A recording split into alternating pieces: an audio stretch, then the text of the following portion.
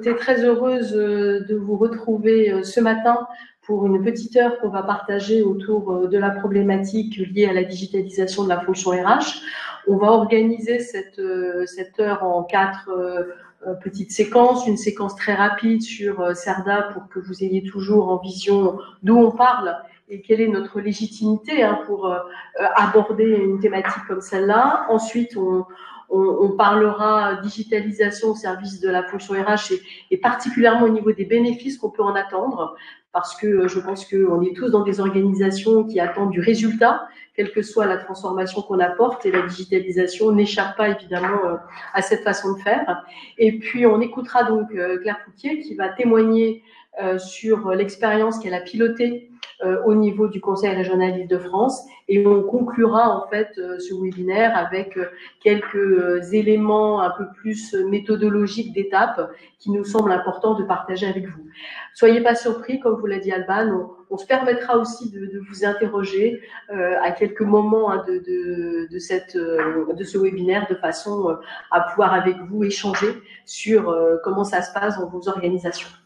Alors, sans plus attendre, quelques mots sur CERDA, qui vous permet toujours de bien situer d'où on parle. Donc, comme le disait Alban, moi, je suis directrice de l'activité CERDA Conseil.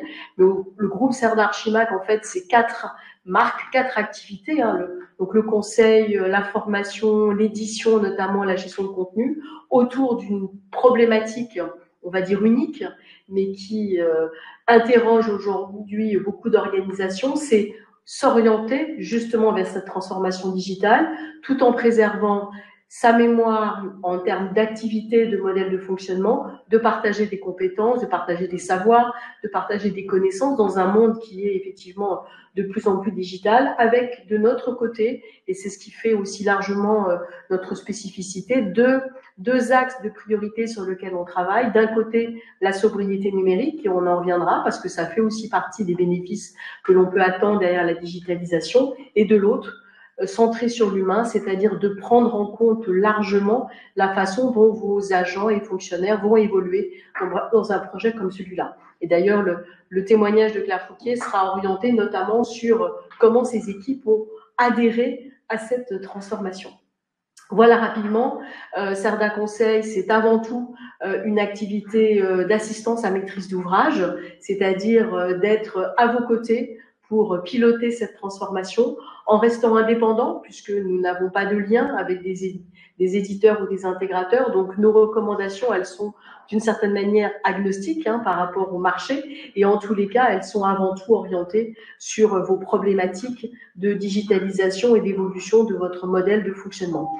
Nous travaillons sur toute la chaîne de la gestion de l'information, on y reviendra, et ce qui fait sans doute effectivement notre force, c'est d'être en permanence en veille et en benchmark sur notamment les solutions, les modèles d'organisation, les aspects de mutualisation, d'externalisation, qui fait que lorsque l'on intervient à vos côtés, on est tout à fait légitime pour recommander des orientations qui soient assises sur des cas d'usage ou des expériences que l'on a pu rencontrer.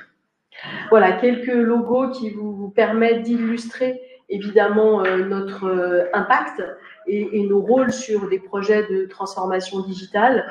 Au titre de l'ARH, bien sûr la région Île-de-France, on y reviendra, mais c'est un sujet qu'on a aussi travaillé avec notamment l'OFII, qui est l'Office français de l'immigration et de l'intégration, qui a pris le projet de digitalisation RH tout à fait différemment, puisque la priorité, c'était de mettre en œuvre la signature électronique au niveau de leur activité, et à partir de l'intégration de la signature électronique, en a découlé évidemment un certain nombre de volets de transformation autour de la fonction RH. On a également le groupe RATP avec qui on a travaillé sur la digitalisation de la fonction RH, et là on est plutôt rentré sur des problématiques d'événements dans la carrière d'un agent, notamment tout ce qui est arrêt, et qui faisait qu'effectivement on avait besoin de bénéficier de données et d'informations sur la carrière des agents qui soient tout à fait à jour. Et puis on travaille actuellement avec une institution publique française qui est la préfecture de police, où là on a 40 000 agents pour lequel est embarqué un vaste projet de transformation digitale, et qui a amené d'ailleurs la préfecture à déclarer que le projet de dématérialisation et de GED était un système d'information essentiel, c'est-à-dire un SIE soumis à beaucoup de contraintes. On y reviendra parce que ça fait partie des éléments qu'on peut avoir à prendre en compte dans un projet de digitalisation. Voilà, ce que j'évoquais effectivement en introduction, c'est que nous, on travaille sur tout le scope de la gestion des flux et des éléments de stockage de l'information liée à la fonction RH, que ce soit depuis l'entrant, les flux physiques entrants ou numériques, jusqu'à la partie sortant, la plus à droite, avec au milieu tout ce qui circule, tout ce qui s'instruit, tout ce dont on a besoin au quotidien pour travailler, pour viser, pour valider au niveau de prise de décision autour de la fonction RH. Donc, on travaille sur ce modèle complet. On est là sur un schéma qui embarque aussi la partie sobriété numérique. Et donc, les petits chiffres que vous voyez sur chacun de ces carrés correspondent en fait à des indicateurs de bonne pratique à mettre en œuvre pour être dans une démarche de sobriété numérique. On a d'ailleurs à ce titre publié un référentiel des 21 indicateurs de la digitalisation responsable. Et donc, chacun de ces chiffres renvoie à une bonne pratique à mettre en œuvre, autour de la signature notamment. On sait qu'une signature électronique évite beaucoup de manipulations papier par rapport à une signature manuscrite, tout en étant tout aussi, on va dire, encadrée par la réglementation. Caroline, oui, je te prie de m'excuser de t'interrompre. Il y a de nombreuses personnes qui ne voient pas les slides, donc je voudrais m'assurer que... Alors, on va revenir... Je vous demande juste un instant, on va s'en occuper tout de suite avec Caroline. Elles ont du mal à... Parce qu'il y a beaucoup de personnes d'entre vous là, qui ne voient pas les slides. Nous allons... Alors, on va essayer de faire avancer pour pouvoir... Donc, j'étais sur cet aspect-là. On va repartager. On va repartager, on va recommencer. Voilà. Certains d'entre vous disent qu'il faut une autorisation, mais normalement... On va repartager. On va voir si ça fonctionne mieux.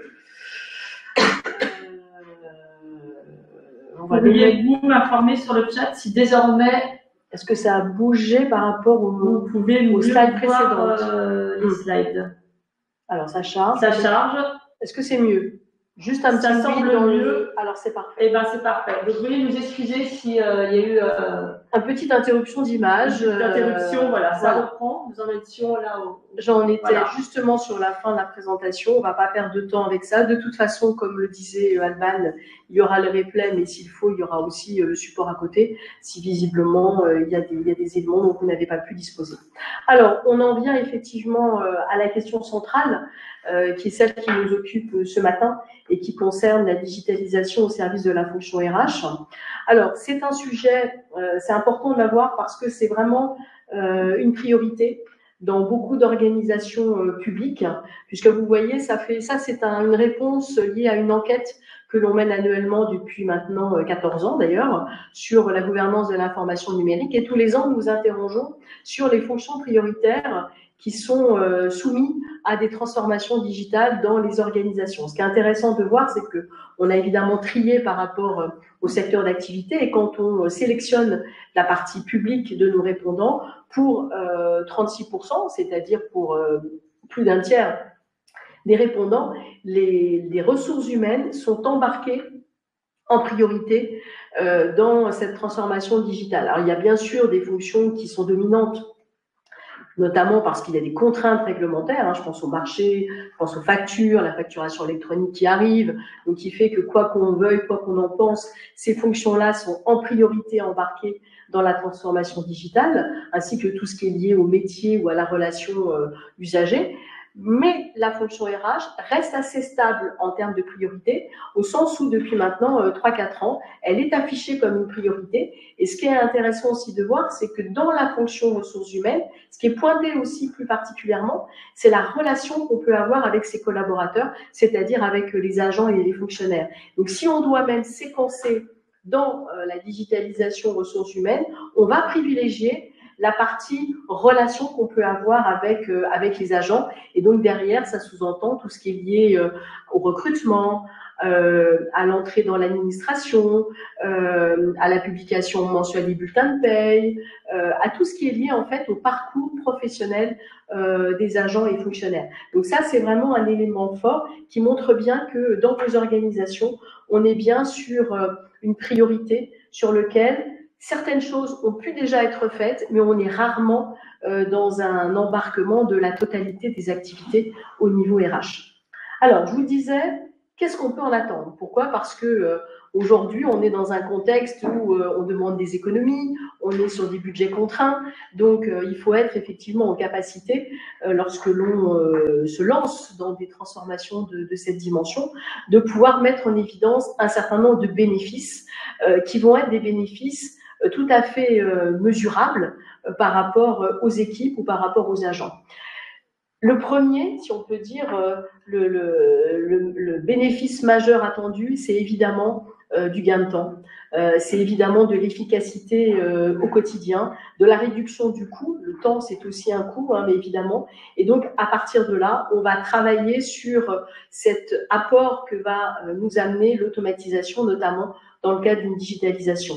Je vous ai mis un exemple très concret que j'ai pu avoir l'occasion de mesurer, c'est la réduction de 30% du temps lorsqu'il s'agit de traiter les congés maladie ordinaires. Vous savez ce qu'on appelle les CMO, les fameux volets d'arrêt de travail que l'on reçoit au niveau des agents. Lorsqu'on est dans une distribution encore à partie physique, tout ça prend du temps d'être reçu, vérifié, intégré, ressaisi, mis à jour, contrôlé, etc. Lorsqu'on rentre dans une digitalisation, souvent on met en place une chaîne de traitement avec automatisation de ces documents, automatisation qui va jusqu'à la reconnaissance automatique d'un certain nombre de données, une saisie automatique dans une application du type SIRH sur des dates, sur la vérification du matricule de l'agent, tout ça qui va permettre effectivement au niveau des équipes de gestionnaires d'être un gain de temps. Donc ça, c'est un élément tangible, mesurable, que l'on a pu mettre en œuvre dans un certain nombre d'organisations. Autre gain de temps, évidemment, dès qu'on parle d'automatisation et notamment de saisie avec automatisation, eh bien, on réduit naturellement un certain nombre d'erreurs humaines. On dit jusqu'à 90% de réduction du risque d'erreur humaine. Pourquoi? Parce que quand on a plusieurs saisies à faire tout au long de la journée, on risque effectivement au bout d'un moment d'avoir certaines erreurs qui sont intégrées. Et dès qu'on s'appuie sur des technologies comme la LAD, RAD et comme l'intelligence artificielle, qui fait partie, puisque la LAD, RAD appartient à la catégorie de l'intelligence artificielle, eh bien effectivement, on a ce type de bénéfice. Autre bénéfice qu'on peut en attendre, c'est effectivement une réponse à des besoins de simplification administrative, mais également de conformité. Tout à l'heure, je parlais du gain de temps. C'est aussi un gain de temps en recherche. Lorsqu'on a une base partagée et alimentée au quotidien, eh bien, lorsqu'il s'agit de récupérer une information sur un agent ou un arrêté sur, je sais pas, une demande de mobilité ou une nouvelle nomination, eh bien, ça permet effectivement d'être beaucoup plus efficace dans cette recherche. Mais c'est aussi, et ça, c'est pas négligeable dans un environnement public qui est quand même contraint par de fortes réglementations, d'être dans une totale conformité, hein, puisqu'on vous dit, ça réduit effectivement de 70 à 90% du risque de non-conformité.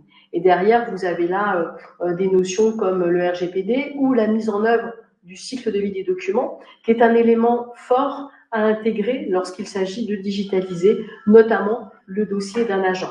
Je vous rappelle que vous êtes soumis à la réglementation archive publique dans le secteur public, sur le dossier de l'agent, qu'il y a à ce titre un certain nombre d'arrêtés, dont l'arrêté du 21 novembre 2012, qui vous détaille le contenu d'un dossier d'agent et qui détermine la durée de conservation, le cycle de vie de chacun de ces mêmes documents, qui pour certains sont des cycles de vie assez courts, avec le besoin de tri et d'élimination régulière. Je prends un exemple que certains connaissent peut-être, hein, qui est lié aux sanctions disciplinaires.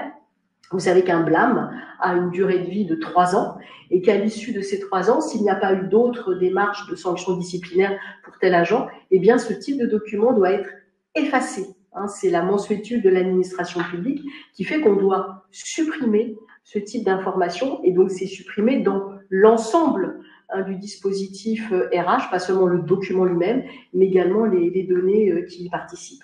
Donc ça, voilà, très clairement, une efficacité qu'apporte la digitalisation. Autre, évidemment, bénéfice, c'est le 100% de gain en termes de besoins de classement et de traitement papier. Pourquoi? Parce qu'on va réduire, voire supprimer tous les espaces et les coûts de stockage et de conservation qui sont liés, évidemment, à la manipulation du papier. On va même supprimer des espaces de stockage, mais ça, on en parlera avec la région Île-de-France, puisque ça faisait partie, effectivement, d'un des bénéfices qui était pointé pour les 12 000 dossiers que représentaient les dossiers d'agents qui, jusque-là, étaient des dossiers physiques. Autre élément important en termes de bénéfices, c'est une meilleure gestion des données de carrière. Pourquoi? Parce qu'on va alimenter en permanence de façon continue et personnalisée au niveau de la carrière de chaque agent. Et donc, à partir de là, on va bénéficier d'un dossier qui est en permanence à jour, ce qui largement facilite des prises de décision, quelles que soit sur la mobilité, sur de la promotion, etc. Donc, on a en permanence un réceptacle de données qui est non seulement conforme, qualitative, mais qui est à jour de façon régulière.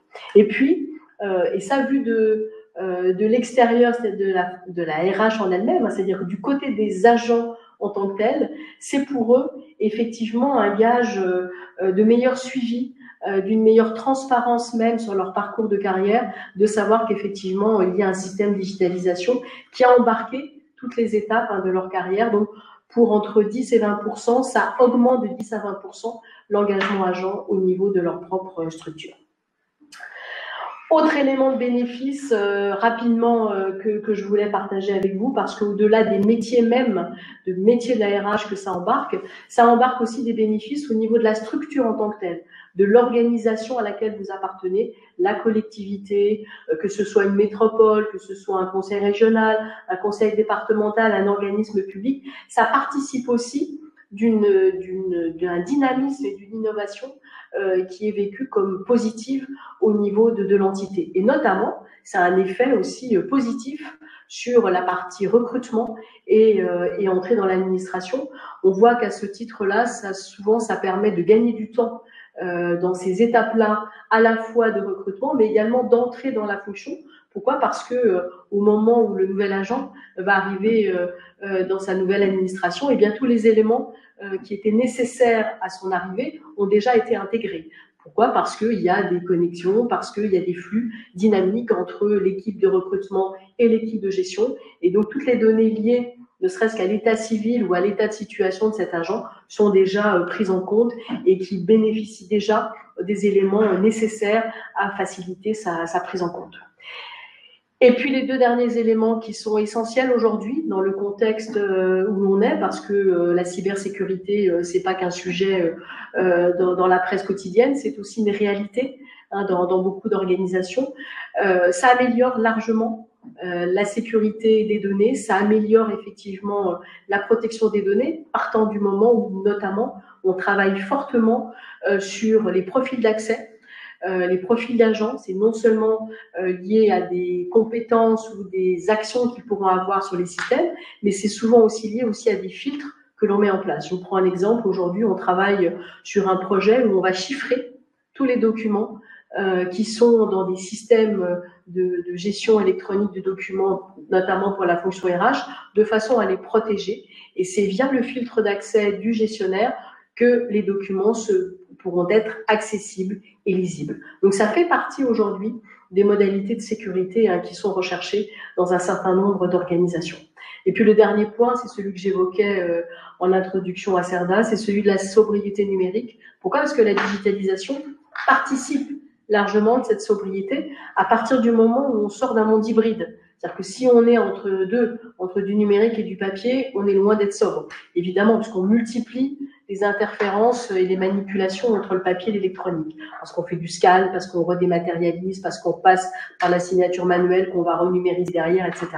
Si on est sur une continuité du digital, avec un quasi 100% digital pour gérer l'activité, alors effectivement, non seulement on a réduit de près 90% tout ce qui est ressources physiques, mais également on optimise les infrastructures informatiques. Et puis, très souvent, on accompagne les équipes pour leur permettre d'acquérir, on va dire, de nouvelles pratiques qui sont plus sobres en termes de ressources numériques. Je vous prends un exemple que je cite là, qui est là aussi un exemple parfaitement mesuré.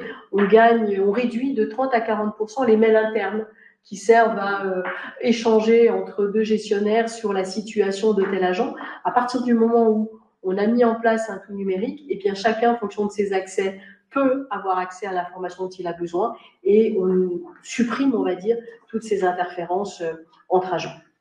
Voilà, donc ça c'est important d'avoir en tête l'ensemble de ces bénéfices. Ce qu'on voulait aussi vous partager, c'est que ce modèle de gestion des données et des documents, il doit être complet depuis l'entrant jusqu'au sortant, avec, je l'ai évoqué, sur la partie entrante, hein, le petit chiffre 1 vous dit qu'on est au début du process, où là on parle de reconnaissance automatique de documents, de caractères, d'informations, on numérise, on peut récupérer de manière automatique un certain nombre de données qui vont alimenter un système qui va permettre dans l'instruction des actions, donc on rentre dans le flux circulant, de pouvoir réagir, produire un document, ne serait-ce qu'à partir d'un SIRH, hein, vous pouvez réaliser un certain nombre notamment d'arrêtés directement à partir de votre SIRH, vous pouvez les signer aujourd'hui, puisque je sais par exemple que dans Dialogue 2, qui est un SIRH bien en place aujourd'hui dans les établissements publics français, eh bien on va pouvoir signer électroniquement directement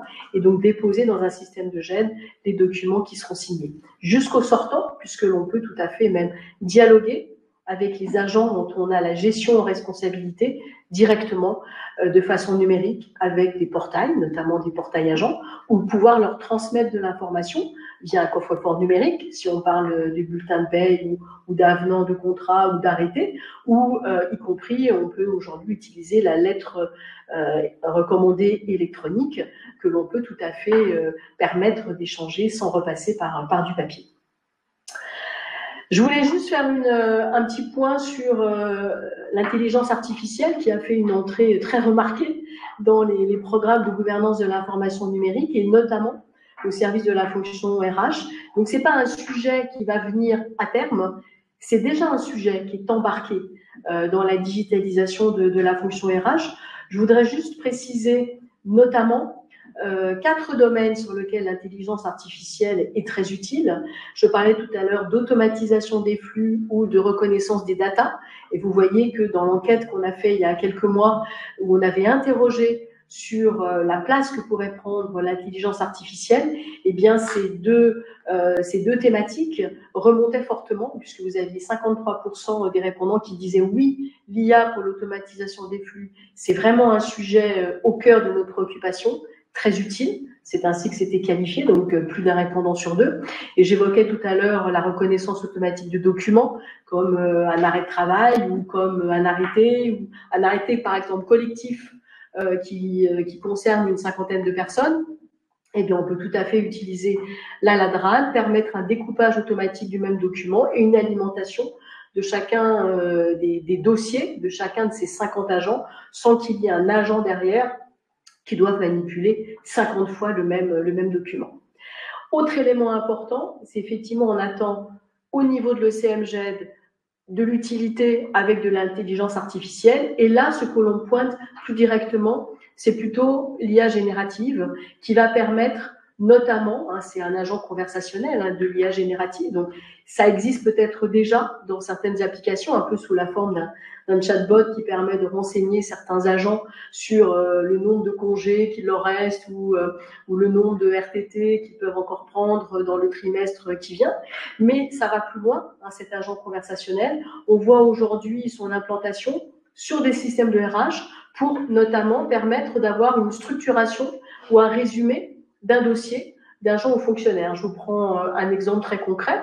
Dans une administration qui a besoin d'exporter un dossier pour le rendre accessible à l'agent, qui a lui-même exprimé son souhait de consulter son dossier. Alors, on va lui donner accès au système d'information directement. On va aller lui déposer ce dossier sur un portail agent, avec son mot de passe pour qu'il puisse à ce moment-là consulter son dossier. Et bien, au moment de l'export, on peut générer une sorte de fiche récapitulative de toutes les pièces qui se trouvent dans ce dossier, de façon à vérifier qu'on est bien conforme à la réglementation, que le dossier est bien complet, que l'agent va pouvoir y trouver tous les éléments qui l'intéressent par rapport à son parcours et lui mettre à ce moment-là le dossier à disposition. Et ça, vous pouvez le faire avec des fonctions notamment d'IA générative sur un certain nombre de CM. Vous avez aujourd'hui les éditeurs notamment de CMGED que vous connaissez peut-être, qui sont en train de nourrir leur système existant de ces nouvelles fonctions. Donc ça, c'est intéressant parce que c'est un plus qui va être mis à votre service. Et puis, à partir de là, l'enquête montrait que il y avait déjà des organisations qui réalisaient de l'IA dans des projets de GECL, mais, et c'est ça qui était intéressant, un répondant sur deux, 45%, annonçait un projet dans les 2 années, c'est-à-dire entre maintenant et l'année prochaine, donc 2024-2025, et pour un tiers, c'était lié à la RH. Donc ça remonte à ce que j'évoquais précédemment sur les priorités que sont données aujourd'hui dans vos organisations à la digitalisation de la fonction RH, et l'IA peut tout à fait être un accélérateur également de cette digitalisation. Voilà ce qu'on voulait vous dire en première partie de ce webinaire.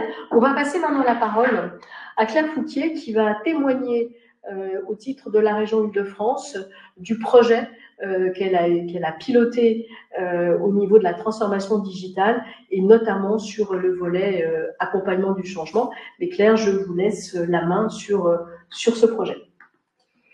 Bonjour, donc Claire Fouquier, effectivement, j'ai été recrutée comme directrice d'administration du personnel à la région Île-de-France en 2016 et je viens tout juste de quitter mes fonctions.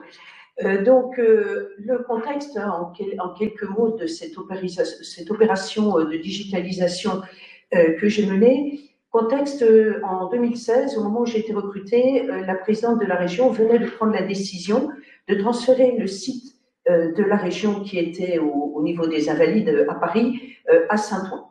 Donc, en dehors effectivement du choc que ça peut représenter pour les agents, avec tout ce qu'on comprend bien de temps de transport et autres allongés, l'autre problématique était que la décision avait été prise d'installer donc le siège de la région dans un bâtiment tout neuf, totalement en open space, alors qu'on quittait des locaux très anciens avec des bureaux individuels pour tout le monde, avec petits bureaux, grands bureaux au fur et à mesure de place dans la hiérarchie, donc quelque chose, vraiment la vieille administration telle qu'on a pu la connaître, et donc transfert à Saint-Ouen dans des bâtiments totalement en open space, y compris d'ailleurs pour les membres de la direction, avec donc cette nécessité, en plus des temps de transport supplémentaires, de s'adapter des nouveaux modes de travail, ce qui effectivement posait pour les collaborateurs un très très gros changement. Donc cette direction, elle a été proposée à l'époque de 70 agents, tous hostiles à cette nouvelle donne, et qui gérait en gros 11 000 payes. Cette direction est chargée de la paye et de la gestion de carrière de tous les agents, donc 11 000 agents à la région Île-de-France, plus la paye, les indemnités d'élus et des membres du Césaire. Donc, ça représente aussi, sur le plan très pratico-pratique, 106 armoires, plus de 600 mètres linéaires de dossiers, à réinstaller dans un bureau totalement vitré où il était très compliqué de mettre des armoires, et puis surtout, en contrepartie, je dirais un peu de cette délocalisation, la présidente de la région avait annoncé la possibilité de télétravailler jusqu'à 2 jours par semaine, le jour où on arriverait à Saint-Ouen, ce qui s'est produit début 2018. Donc, les agents ont eu une réaction totalement compréhensible de me dire oui, d'accord, c'est très gentil, mais le télétravail, ça ne sera pas pour nous, hein, puisque 11 000 dossiers papier qu'on ne peut pas sortir, bien entendu, donc on ne pourra pas télétravailler. Donc, la jeunesse du projet est partie de là. Donc, contrairement à ce que disait Caroline Buscal, ou pour d'autres, ça peut être on met en place la signature électronique. Nous, c'était comment on va faire pour que, à l'horizon pas tout à fait 2 ans, ces agents puissent télétravailler. Donc, voilà d'où on est parti. Et c'est la raison pour laquelle on a d'abord parti de cette problématique de numérisation des dossiers. Donc, à partir de là, il a fallu définir les enjeux et puis définir les objectifs. Alors, concernant les enjeux, le premier enjeu qui était de pouvoir rendre possible le télétravail, donc dire qu'en tant que manager, ça n'a pas posé de problème. Il y avait une adhésion très très forte, ce qui a été pour moi un point aussi très aidant, hein, puisque par principe, les agents étaient presque prêts à accepter, je dirais un peu n'importe quoi, du moment qu'effectivement, ils pouvaient télétravailler. Bon, ça ne voulait pas dire pour autant qu'on allait faire n'importe quoi. L'autre enjeu pour moi, c'est aussi de digitaliser l'ensemble de la gestion RH. Pourquoi? Parce que si je vous fais un petit portrait rapide, on avait un logiciel paye carrière dans ma direction, sachant que la direction, les deux autres directions RH qui géraient le recrutement, la formation, étaient sur un autre système RH, sans accès sur le logiciel carrière paye. Donc c'était un premier point. On arrivait, nous, à générer automatiquement des arrêtés, hein, quel que soit le type d'arrêté. À partir du moment où l'arrêté était généré, impression, parapheur, signature, photocopie pour tout ce qui va bien, et après, rangement ou pas, ou avec un délai plus ou moins long, dans les dossiers agents. Donc, il y avait l'ensemble de cette chaîne. La contrepartie aussi de cette organisation, c'est que dans les autres directions, il y avait des dossiers agents, parce qu'il y avait des dossiers de formation, il y avait des dossiers liés au recrutement, et dans ma propre direction, les services en charge de préparer les dossiers de retraite avaient des dossiers, parce que les gestionnaires carrière paye, une gestionnaire carrière paye était propriétaire de son dossier, et donc interdisait l'accès aux collègues de la retraite dans ma propre direction. Donc on était loin du dossier agent unique, et quand un agent demandait à voir son dossier, il n'avait pas un dossier complet. De fait. Hein, donc, ces digitalisations, c'était un enjeu très important pour moi qui dépassait la problématique du télétravail. L'autre enjeu pour moi, c'était d'arriver à co-construire cette transformation de façon à ce qu'on ait une adhésion très forte des agents, parce que quand vous avez une soixantaine de gestionnaires, il n'y a rien de pire que l'inertie, où les agents disent oui, oui, mais potentiellement derrière, vous continuez à traiter du papier en dessous, et où vous vous retrouvez avec des dossiers numériques qui sont incomplets. Donc, c'était très, très important de les faire adhérer au processus. Et puis, pourquoi aussi? Parce qu'à partir du moment où vous co-construisez, ça vous oblige à travailler avec les agents, à vous préoccuper de ce qu'ils font réellement au quotidien, de voir leurs réelles difficultés. Et à partir de là, il y a un climat de confiance qui s'instaure. Et qui dit confiance dit aussi derrière que vous pouvez laisser de l'autonomie aux agents. Et ça, c'était primordial parce que pour bien télétravailler, il faut aussi faire confiance aux agents parce que ça veut dire qu'en tant que manager, comme vous les avez plus sous les yeux, si vous ne savez pas que vos agents sont autonomes et responsables et que vous pouvez leur faire confiance, eh bien, le télétravail pose un véritable problème. Donc, côté enjeu, voilà, même si les agents au départ n'ont pas forcément perçu tout l'intérêt qu'il pouvait y avoir sur l'ensemble de la chaîne, ils ont au moins compris le premier enjeu qui était le télétravail. Alors ensuite, la phase la plus compliquée, c'était les objectifs. Comment on va parvenir à réaliser ce projet? Alors, le premier travail consistait à faire un diagnostic sur le stock et sur les flux, de façon à choisir les procédés et à écrire un cahier des charges, puisque derrière, des dizaines de numérisations au minimum demandaient déjà quelqu'un pour le faire, donc qui, et puis derrière, tout un tas de process complémentaires sur de la signature électronique ou autre. Donc c'est là qu'on a eu recours au service de CERDA qui nous a accompagnés sur tout le projet pendant de longs mois, je dirais même plus d'un an, puisqu'on a fait un long chemin ensemble pour faire cet état des lieux sur le stock. L'autre chose, c'était donc la numérisation des dossiers, donc comment on numérise le stock. Ça, c'était un des objectifs à définir, on va y revenir tout à l'heure. Et puis aussi les flux entrants qui nous alimentent, hein, puisqu'on avait une alimentation papier qui arrivait notamment des services recrutement, qui arrivait des lycées, les 470 lycées d'Île-de-France qui collectaient les arrêts maladie, donc ils nous les renvoyaient par papier notamment, et puis les flux sortants, hein, puisque comme je vous l'expliquais, les flux sortants étaient des flux papier. Alors, la méthode à mettre en place, ça a été de travailler donc avec les agents, avec des groupes de travail où on avait des gestionnaires carrière paye, les encadrants et toujours, ou moi-même, ou mon adjoint, de façon, et CERDA, de façon à partager toute cette information, tous au même niveau, qui permettait après de définir les choix. Donc, on a partagé ensemble les objectifs pour mettre en place les process.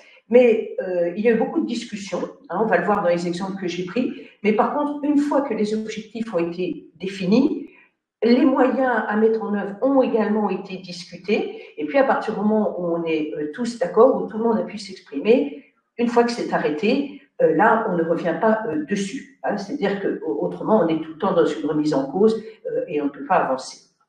Alors, pour vous illustrer un petit peu comment on a mené ce changement, je vais vous prendre deux exemples très concrets. Le premier, c'est la numérisation, et puis le deuxième, c'est les flux entrants. La première préoccupation, vous l'avez compris, c'était comment on va reprendre les 11 000 dossiers qu'on avait en stock. Parce qu'on avait la volonté qu'à l'issue du processus, les agents travaillent sur un dossier numérique complet, ce qui évitait ce qu'exposait tout à l'heure Caroline, l'idée de se dire, on a un premier dossier qui est un dossier papier, et puis ensuite, à partir d'une certaine date, on fait un dossier numérique. Parce que dans ce cas-là, ça veut dire, comme le dossier de l'agent doit être unique, que ça obligeait quand même à imprimer et à classer. Donc, les gens vous expliquent toujours que la numérisation, le dossier électronique, non, ça ne fait absolument pas gagner de temps, mais si en plus de ça, vous leur expliquez qu'il faut en parallèle continuer le dossier papier, ça ne peut pas marcher. Donc, très concrètement, on a fait des réunions de travail où on a pris des dossiers types. Et on s'est dit, voilà, le dossier type à l'époque, comme dans beaucoup de collectivités, 3-4 sous-chemises, plus ou moins bien rangées, et une sous-chemise importante avec tous les arrêtés, quelle que soit leur thématique, rangés en chronologie inversée, plus ou moins bien rangés. Et par ailleurs, l'arrêté ministériel qui nous dit 22 rubriques. Donc, très concrètement, 3 ou 4 sous-chemises, un vrac, quand c'était pas bien classé, et avec ça, vous passez à 22 rubriques. Donc, on a fait l'exercice concrètement avec les agents, ce qui a permis déjà pour les agents de se rendre compte de la difficulté du travail. Et puis derrière, il y avait la problématique de dire, derrière, on numérise et on vit au code. Donc, là, tout de suite, les agents nous ont dit, mais nous, on va pas pouvoir faire ça. Parce que si on fait ça, on fait plus les peines. Bon. Donc, ça veut dire qu'ensemble, on a éliminé l'idée que ce soit les agents qui le fassent. Ensuite, les agents nous ont dit, il faut nous recruter des petites mains qui vont classer, mettre en 22 rubriques et qui vont numériser. Sauf que les petites mains, évidemment, n'auraient pas été formées. Donc, les gestionnaires, tout de suite, nous ont dit, oui, mais attendez, nous, il va falloir leur expliquer. Donc, ça ne gagne pas de temps. De l'autre côté encadrant et côté service recrutement, on avait évalué au moins 15 personnes contractuelles sur 1 an ou 1 an et demi. Ça voulait dire des recrutements permanents, des personnes tout le temps informées. Et donc, tous ensemble, je dirais à la fois agents et encadrants et service recrutement, on s'est dit, c'est pas la bonne solution. Donc, à partir de là, quand vous avez éliminé toutes les solutions internes, il reste la solution externe. Donc, la solution externe, c'était le recours à une entreprise privée, la rédaction, bien sûr, d'un cahier des charges pour pouvoir avoir une entreprise qui le fasse. Et là, les agents ont compris à ce moment-là aussi, parce qu'ils avaient fait le travail, que ce n'était pas le meilleur choix, mais on n'avait pas d'autre solution. Donc, vous voyez bien que déjà, ça nous évite les récriminations sur « on aurait pu le faire nous-mêmes ». Ensuite, ils se sont rendus compte, quand on a classé, vous aviez donc cette rubrique où il y avait tous les arrêtés. Or, pour un exemple très rapide, vous avez des arrêtés, par exemple, de temps partiel. Un arrêté de temps partiel, ça peut être lié à une demande d'un agent qui veut travailler à temps partiel. Dans la rubrique, c'est temps de travail. Mais par contre, si c'est un temps partiel thérapeutique, c'est rubrique maladie. Et donc, là, les agents nous ont dit, mais oui, mais les gens de la boîte du privé, ils ne savent pas tout ça, effectivement. Bon. Donc, on s'est dit, si on éclate cette pochette, ça va nous coûter très cher parce que c'est un gros travail. Et en plus de ça, au bout du compte, beaucoup d'arrêtés ne seront pas mis au bon endroit. Et ça va être beaucoup plus long de faire toutes les rubriques du plan de classement pour voir où l'arrêté de temps partiel a pu atterrir, plutôt que d'avoir une seule rubrique qui reprenait tous les arrêtés. Donc, on a dans le plan de classement de l'arrêté ministériel, on a une rubrique nous, qui s'appelle « Reprise dossier avant numérisation » où on retrouve tous ces arrêtés classés de façon chronologique inversée. Donc là aussi, on m'a dit « Oui, mais vous vous rendez compte, ça va faire un énorme PDF ». J'ai dit « Oui, enfin le PDF, on le déroule. Actuellement, vous y allez dans la pochette papier. En plus de ça, comme c'est plus ou moins bien rangé, bon. Donc là encore, on a éliminé un point de blocage, si vous voulez, parce qu'on l'a vu concrètement. Et on a donc fait ce PDF, donc une grosse rubrique. Et comme on a commencé à digitaliser le 15 septembre 2018, tous les agents, à partir du 15 septembre 2018, tous les nouveaux arrêtés était conçu donc électroniquement et rangé électroniquement automatiquement dans les dossiers agents, mais ce qui veut dire qu'un nouveau gestionnaire qui arrivait, eh ben, il savait, si tu cherches un vieil arrêté d'avant le 15 septembre 2018, tu vas dans cette rubrique-là, et par contre, si tu cherches un nouvel arrêté, tu les trouveras dans le plan de classement. Bon, au demeurant, on se rend compte que dans la pratique, on remonte pas rarement très très loin. Donc très rapidement, au bout, je dirais, d'une année, on allait très peu dans la rubrique de reprise. Donc ça, c'était un aspect. On a pu faire ça aussi pour une raison, c'est que la responsable des archives vivait très mal l'idée de détruire les dossiers papier, même si on lui disait, mais on a des moyens, ça a été numérisé avec une valeur très forte des documents, une valeur probatoire, donc s'il y avait besoin, on pourrait prouver. On voyait que c'était très compliqué pour elle. Donc, comme de toute façon, nous avons conservé à la région tous les documents papier d'avant le 15 septembre 2018, on pouvait se permettre d'avoir un PDF qui effectivement n'a pas de valeur probatoire parce qu'on pouvait toujours en cas de contentieux ressortir les documents papier. On n'aurait pas pu se permettre de détruire le papier du stock.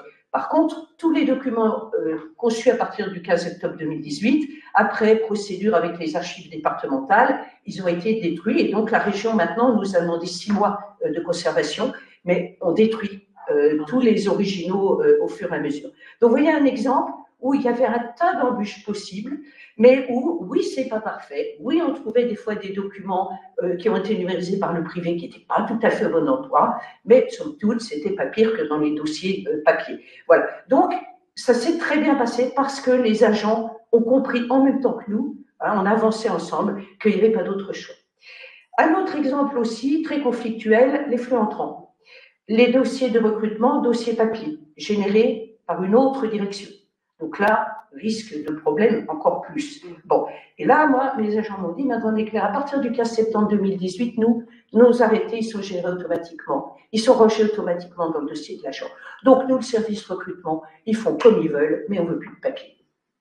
Les collègues du service recrutement, oui, ben, t'es bien mignonne avec ta démat, mais enfin, nous, on ne va pas numériser les pièces des agents, pièce par pièce, et aller les ranger dans ton logiciel, dans lequel d'ailleurs on ne veut pas mettre les pieds.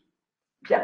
Donc, réunion avec les agents, et là, on leur a dit, mais le dossier recrutement, aujourd'hui, voilà comment ça se passe. Donc, les collègues, il va falloir qu'ils rentrent dans vos dossiers agents. Donc là, et puis, ils peuvent se tromper de rubrique. Donc là, ils nous ont dit, ah oui, ça va être un sujet. Donc, on a trouvé un intermédiaire. Les collègues du service recrutement ont scanné pièce par pièce en mettant des métadonnées qui nous permettaient de ranger.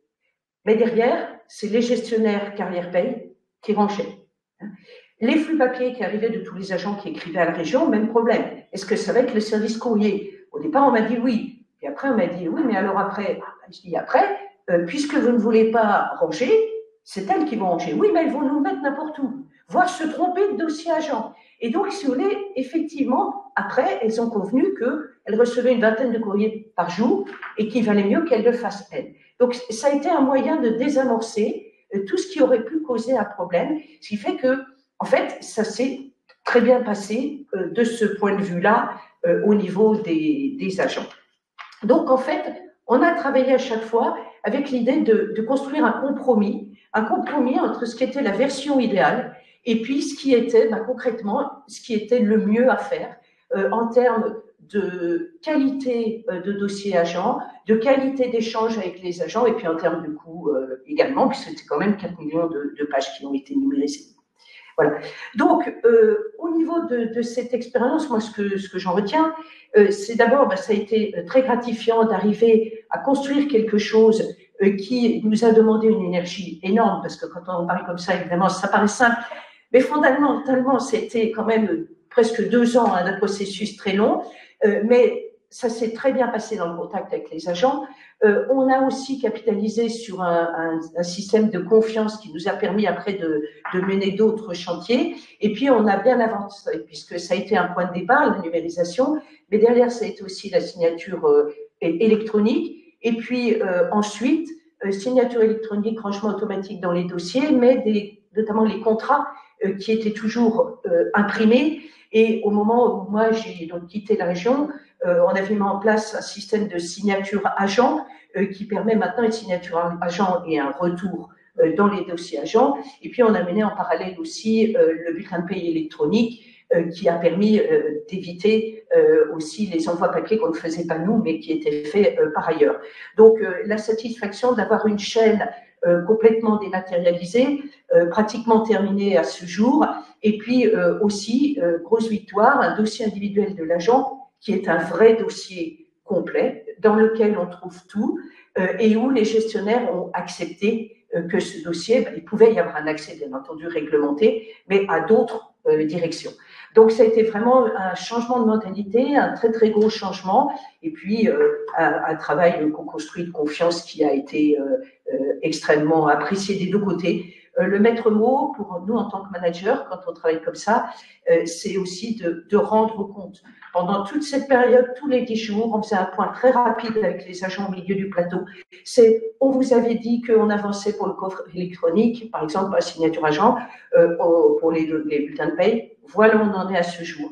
Voilà pourquoi on n'avance pas. De façon à ce qu'on rende aussi des comptes comme on leur demandait d'en rendre. Et ça a été vraiment la très très belle expérience pour moi à la région Île-de-France. Voilà. Merci beaucoup. Et justement, ce dernier point que vous évoquez, je ne savais pas si vous alliez le citer ou pas, mais j'avais trouvé intéressant, au-delà de l'implication des agents sur différentes étapes, comme vous avez pu le décrire, c'est effectivement cette communication permanente sur l'avancée ou les difficultés rencontrées, parce c'était pas non plus une communication tout va bien dans le meilleur des mondes. Il y a eu des soucis divers et variés, comme dans tout projet évidemment, et cette communication était transparente là-dessus. Et je pense que c'était intéressant parce que ça responsabilisait tout le monde sur la volonté d'avancer avec tous les écueils qui peuvent se produire. Il manquait un scanner à un moment donné pour faire la reprise des documents, etc. De façon à ce que tout le monde bénéficie de ce même niveau d'information. Et ça, je pense que ça fait partie de l'embarquement auquel il faut penser quand on a autant d'équipes à faire adhérer à une transformation de ce type-là. Alors, on aimerait bien vous questionner aussi plus directement pour avoir de votre côté, à ceux qui sont là et qui nous écoutent depuis tout à l'heure, leur point de vue sur leur avancée ou pas d'un projet de digitalisation de la fonction RH. On va vous proposer un sondage. Alors, dis-moi où je peux le lancer. Si tu le lances, la première question, c'est: avez-vous envisagé la digitalisation comme levier pour transformer vos processus RH? Oui, non, partiellement, ou vous y réfléchissez? Voilà, première question sur laquelle on souhaite avoir votre retour. Tu peux le lancer?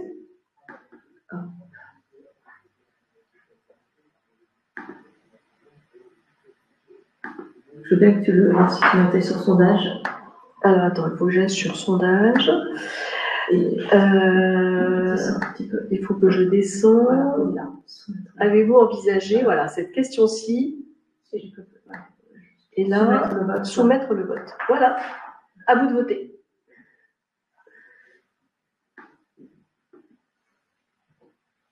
Tu as bien cliqué sur soumettre le vote? Pardon? Tu as bien cliqué sur soumettre le vote? Vas-y, soumettre le vote. Ah, il faut que je vote. Il faut que je vote. Regarde, hop, je soumets le vote. Voilà. Il y a 7 votes.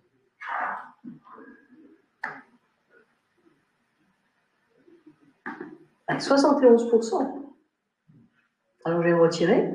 C'est ça qu'il faut simple. Mais enfin, dans tous les cas, ça dégage une vraie majorité. Alors, est-ce qu'on a encore quelques répondants? Allez, on clôture ce vote. Ok. Donc, ce qu'on voit, c'est très clair. Hein. Vous faites partie de ces répondants pour qui la digitalisation de la fonction RH, c'est une priorité, puisque vous êtes plus de 60%, donc quasiment les 2 tiers à avoir dit oui. ou partiellement en tous les cas. Il n'y a personne qui a dit non. Donc déjà, c'est bien. Ça veut dire que si vous êtes là ce matin, c'est aussi parce que vous avez cette préoccupation très, très précisément posée dans vos organisations.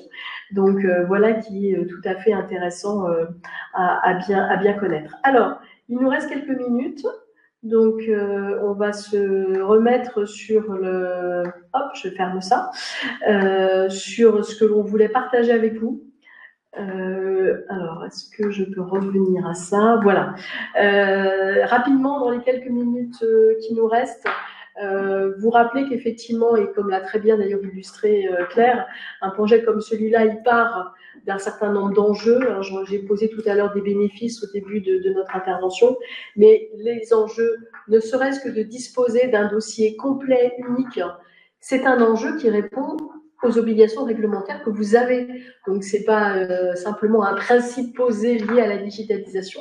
Je vous rappelle que vous êtes embarqué sur des archives publiques, quand on parle de dossiers d'agents notamment. Et donc, cette notion de dossier unique, c'est un principe qui est posé par la réglementation. Et sa conformité aussi avec son contenu par l'arrêté de décembre 2012 dont on parlait tout à l'heure avec ce plan de classement et ces fameuses rubriques, et les catégories de documents qui s'y trouvent avec un cycle de vie extrêmement précis. Et il ne faut pas croire que tout est à garder dans un dossier d'agent, y compris quand l'agent a pris sa retraite ou a quitté son organisme précédent.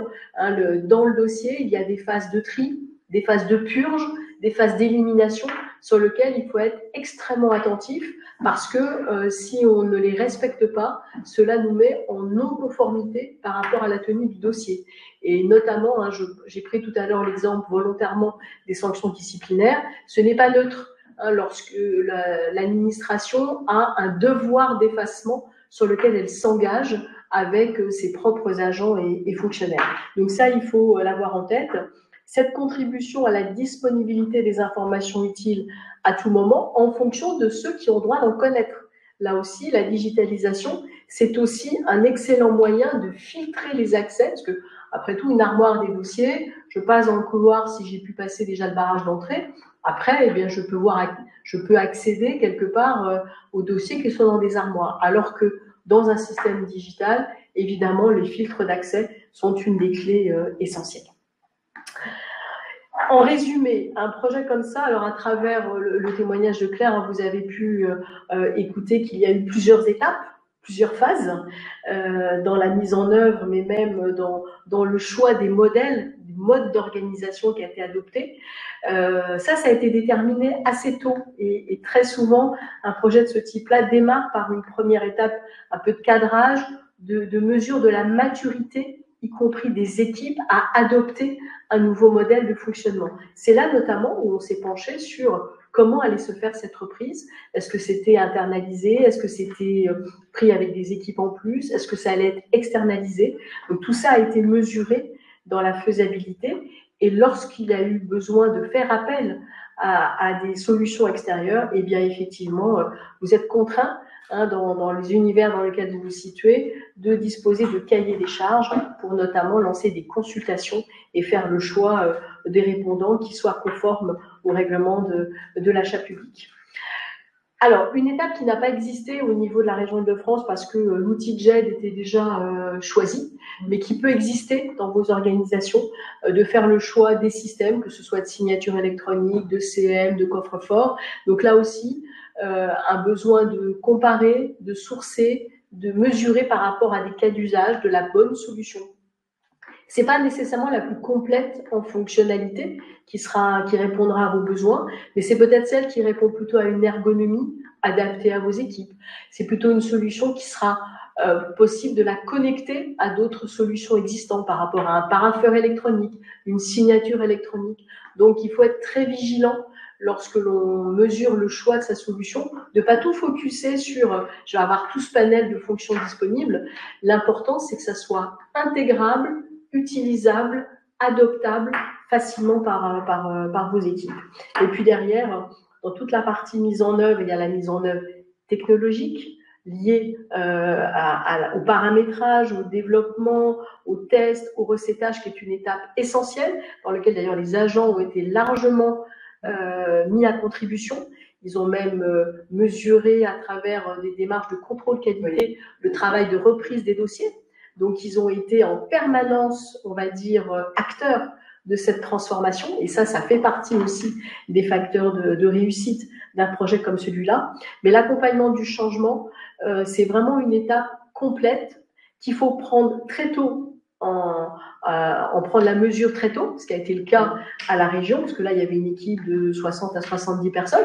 Ça peut être une équipe plus petite ou une équipe plus importante. C'est pas le nombre qui va en faire la complexité, mais c'est vraiment de savoir les faire adhérer, leur faire s'approprier cette transformation, l'acculturer aussi sur le vocabulaire, parce qu'après tout, c'est pas si simple.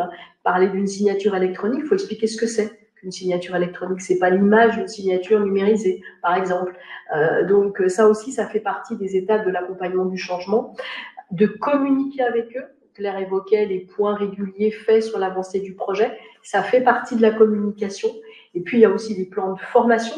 Je peux vous garantir que le plan de classement, il a fallu les former à la mise en application de ce plan de classement. On passait de 6 pochettes à 22 rubriques. Bon, ben, ça se fait pas non plus en un jour. Et puis, il y a la formation par rapport à des outils, par rapport à de nouvelles pratiques, la nouvelle façon de travailler qui était induite par cette transformation digitale et sur laquelle il a fallu les accompagner, avec aussi d'ailleurs des indicateurs de suivi et de mesure de résultats, pour véritablement mettre en service avec des procédures, avec de nouveaux modes opératoires, avec une convention de numérisation, puisque Claire parlait d'une valeur probatoire pour la numérisation d'un certain nombre de documents, pas pour tout, mais pour certains. Donc ça voulait dire aussi une convention de numérisation qui a d'ailleurs été signée par les Archives de Paris, puisque la région Île-de-France, c'est les Archives de Paris qui représentent sa tutelle, contrôle scientifique et technique d'archives publiques. Mais selon les régions où vous vous trouvez, eh bien votre tutelle, elle est plutôt en lien avec vos archives départementales, qui sont aussi force de proposition et sur lesquelles vous pouvez aussi tout à fait vous appuyer pour cette transformation. Voilà, donc une dernière question qu'on aimerait vous poser, qui est plutôt liée à mesurer votre état d'avancée sur la réflexion, dont vous êtes plus des 2/3 à nous avoir dit que c'était un vrai sujet, une vraie préoccupation dans vos organisations. Si vous aviez besoin d'un accompagnement, oui ou non, et si oui, ça porterait sur quoi? Sur le choix de solutions, sur l'accompagnement. Alors, sur la reprise de données, on va relancer le sondage. Est-ce que tu veux que... Je pense que c'est peut-être bon. Je pense que là, j'ai perdu la connexion. Donc, pour l'accompagnement, plus sur le choix de solutions, vous ne savez pas encore, l'accompagnement du changement, la reprise de données. Si vous voulez être encore quelques-uns à voter. Ah, attends. Ah non, c'est pas ça. Voilà, je pourrais vous donner les réponses là. Voilà, je vois que ça vote encore. Donc, je peux déjà vous annoncer qu'il y a 3 sur le podium à égalité pour le choix de solution, la reprise de données ou voilà, je ne sais pas encore. Et ensuite, c'est l'accompagnement au changement. Voilà. Ce qui est tout à fait représentatif des problématiques que vous pouvez avoir, la reprise des données dont a parlé Claire à travers du dossier papier, mais ça peut être aussi des données dont en partie elles sont déjà numériques, dans des espaces bureautiques par exemple, puisque très souvent aujourd'hui les échanges sont de plus en plus numériques. Donc c'est un vrai sujet dans le sujet. Qu'il faut prendre en compte très tôt, ne pas négliger, savoir encadrer, et sans arrêt de service aussi, parce qu'il ne s'agit pas d'arrêter la paye, sinon c'est la guerre civile.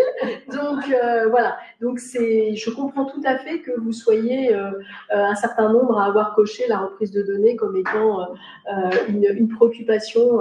En tous les cas, n'hésitez pas à nous contacter, même pour tout simplement un échange déjà dans un premier temps, et découvrir avec nous ce que l'on pourrait vous apporter pour mener un projet de ce type-là. Bon, je vois qu'on est arrivé à la fin de notre webinaire, il est 10h30. Est-ce qu'il y a des questions dans le chat? Alban, je te donne la main pour me le dire. Non, pour l'instant, tout semble clair et des remerciements pour vos précieux témoignages. Voilà.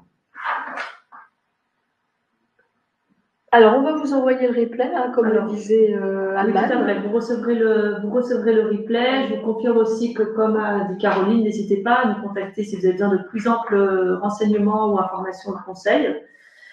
Et je me tourne vers vous. Effectivement, il y a une personne qui demande comment, dans ce cadre, sont gérés les dossiers des agents en cas de mutation, arrivée ou départ. Donc, la gestion des dossiers en cas de mutation, c'est-à-dire qu'on n'arrivait qu'à départ. Oui, alors au niveau de l'arrivée, ça a été, on a créé dans le plan de classement une rubrique dossier autres collectivités. Et donc, quand un agent arrivait avec un dossier d'une autre collectivité, il était scanné en bloc et rangé dans cette rubrique. De la même façon que dans le temps, quand on recevait des dossiers papier, on les éclatait pas hein, dans le dossier de la collectivité. Donc, on les archive comme ça. Et ensuite, pour ce qui est des départs, alors ça c'est un vrai sujet. Moi, pendant toute la période où j'étais à la région, je n'ai jamais eu une collectivité qui m'a demandé un transfert de dossier électronique. Si au demeurant, ce serait d'ailleurs très compliqué parce que comme on n'a pas eu de normes qui ont été définies au niveau national pour qu'on ait un système unique dans toutes les collectivités, ça peut être très très compliqué de voir arriver un support électronique. Je pense que malheureusement, si on peut envoyer un support électronique, il y a beaucoup de collectivités qui vont être obligées de réimprimer pour rescanner, redigitaliser, renumériser. Donc ça, c'est un vrai sujet. Donc en fait, on faisait des envois de dossiers papier. On a malheureusement pas trop le choix parce que ou numérique, mais de l'autre côté, ça veut dire que la collectivité, elle, dans 99% des cas, elle a rematérialisé. Ça, c'est un vrai... Ça, c'est encore un sujet qui est en train d'évoluer malgré tout parce que des projets de numérisation, de digitalisation comme celui qu'a piloté Claire Fouquier, vous commencez à en voir de plus en plus. D'où l'importance aussi d'adhérer à des éléments qui sont structurants pour tous. Le fameux plan de classement issu de l'arrêté 2012, il s'impose à toutes les collectivités, à tous les organismes publics. Donc, il ne s'agit pas de réinventer son plan de classement parce qu'on a l'habitude jusque-là de travailler comme ça. Donc, plus on adhère à des cadres qui soient nationaux et qui soient applicables pour tous, plus on va faciliter les échanges et la structuration. Donc ça fait partie effectivement des évolutions. Je sais qu'au niveau ministériel, il y a une réflexion aussi en cours autour de Renoir, de l'application Renoir et donc derrière d'un éventuel projet numérique qui s'appelle Gaudi pour justement avoir une harmonisation. Mais tout ça, ça sera basé notamment sur l'arrêté 2012. Donc, je ne peux que vous encourager à être dans ce cadre-là. Maintenant, effectivement, les échanges de dossiers numériques entre deux collectivités, on n'y est pas encore, mais voilà, on peut se dire qu'on va y arriver rapidement. Je voudrais juste conclure sur ce webinaire, déjà de vous remercier de votre participation, de remercier Claire d'avoir bien voulu témoigner avec toujours autant d'éléments concrets sur la façon dont ces équipes ont été associées à cette transformation. Vous dire aussi qu'on vous propose un autre rendez-vous dans quelques semaines, donc au mois de décembre, le 10 décembre exactement, où on va intervenir plutôt autour de l'intelligence artificielle et on fera une intervention sur l'IA au niveau de la fonction RH. Donc, on se remettra dans la digitalisation de la fonction RH, mais vu du prisme de l'IA, notamment, parce que, encore une fois, comme j'ai eu l'occasion de le dire ce matin, c'est un accélérateur aujourd'hui qui est mis au service de cette digitalisation. Faut-il encore, comme toute innovation, pouvoir bien le maîtriser, bien l'apporter et surtout ne pas être dans un sujet qui pourrait faire peur, notamment à vos équipes, sur le sentiment peut-être de remplacer une sorte d'intelligence humaine par une intelligence artificielle. Donc ça fait partie du discours et des éléments qu'on souhaite partager avec vous. Donc je vous donne rendez-vous le 10 décembre. D'ici là, on communiquera sur cette prochaine journée. Voilà, et puis merci encore, merci à tous, et on vous souhaite une excellente journée en ce 15 octobre. Merci.